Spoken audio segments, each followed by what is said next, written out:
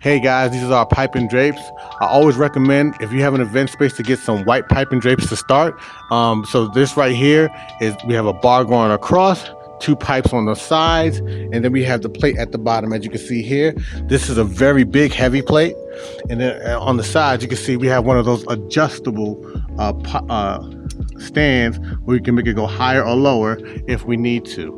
Right now, these go up to about 9 feet, and I really recommend it for people that want to do something interesting with their space.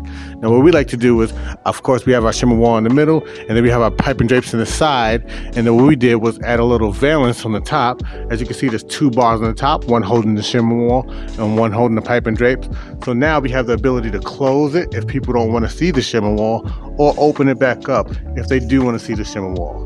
Having pipe and drapes in your event space is always going to be something that people are going to want to see, they're going to want to use, and they're going to want to manipulate. So having pipe and drapes in your space is a good thing to have for your event space. You should definitely look into getting some. There's different options for drapes, but having the standard white is a good start for any business.